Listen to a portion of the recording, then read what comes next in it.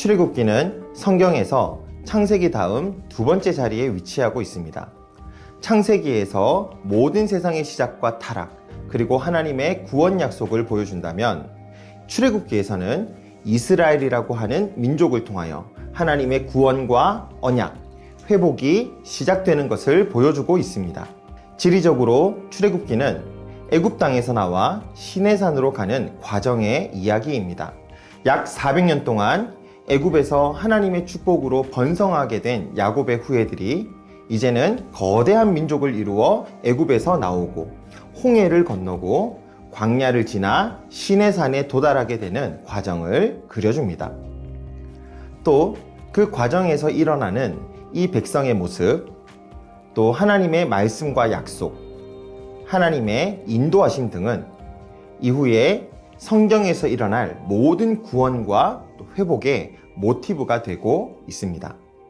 출애굽기의 구조를 크게 나눠서 본다면 1장부터 18장은 출애굽을 통한 하나님의 백성과 구원, 19장부터 40장은 하나님과 이스라엘 백성과의 언약으로 볼 수 있습니다. 이것을 다시 조금 더 나누어 보면 1장부터 4장에서는 출애굽을 위한 구원의 준비가 나타납니다. 창세기에서 애굽으로 넘어간 이스라엘 자손들이 400년이 넘어 강대한 민족이 되었고 그것을 경계하는 바로 왕에게 압제를 받는 장면이 나오죠. 그리고 하나님께서는 이 백성을 구원하시기 위해 모세를 준비시키십니다.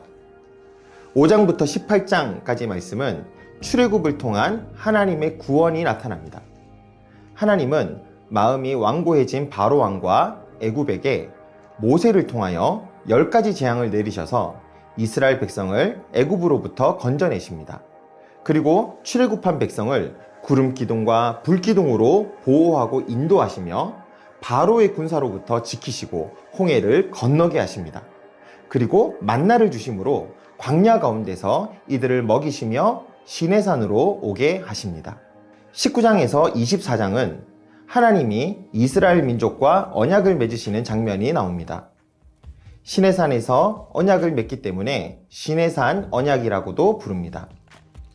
창세기에서 이 깨어진 세상을 다시 고쳐내기 위해 아브라함을 부르시고 그의 족장들을 통하여 언약을 맺으신 하나님께서 이제는 이 민족 전체를 언약의 대상으로 삼으셔서 하나님의 제사장 나라로 삼겠다고 하십니다. 그리고 이 제사장 나라로 살아갈 수 있는 방법이며 동시에 조건이 되는 것으로 율법을 주십니다. 우리가 잘 아는 십계명을 포함해서 그 시대에 구별된 백성으로 살아가게 하는 다양한 율법을 주시지요. 이 백성이 하나님의 언약대로 이 율법을 잘 지키며 살아갈 때 이들은 하나님이 주시는 인도와 보호하심을 마음껏 누리며 살아갈 수 있습니다. 25장에서 40장 말씀은 하나님이 그들과 함께 하시기 위해 성막을 짓게 하시는 모습이 나타납니다.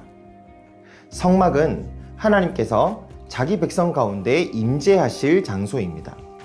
하나님께 나아갈 장소입니다. 그래서 하나님은 모세에게 성막에 대한 규정을 주십니다. 하지만 모세가 하나님께 언약을 받고 있을 때 이스라엘은 모세의 형 아론을 중심으로 우상을 섬기게 되었습니다. 그들은 금송아지 우상을 만들고 예배 드리면서도 자신들이 하나님께 예배 드린다고 생각했습니다. 언약을 맺자마자 이들은 이 언약을 깨뜨리게 되고 하나님의 벌을 받게 됩니다. 그리고 모세의 기도를 통하여 다시금 하나님의 언약 안에 머물러 있게 됩니다. 그리고 이스라엘 백성이 드디어 마음을 모아 성막을 짓게 되는데 앞에서 성막에 대해 하나님께서 말씀하신 대로 진행이 되게 됩니다. 그리고 이 모든 일이 진행되어 성막이 완공되었을 때 하나님의 임재가 그곳을 덮게 됩니다. 마치 시내산을 덮었던 것과 같은 하나님의 영광이 이 성막 가운데 충만하게 임하는데 낮에는 구름 기둥의 모습으로 밤에는 불의 모습으로 나타납니다. 이것이 바로 하나님께서 이스라엘 백성과 함께 하신다는 증거였고 이스라엘 백성은 구름 기둥이 움직이면 움직이고 멈추면 멈추는 것으로 출애굽기는 끝이 납니다.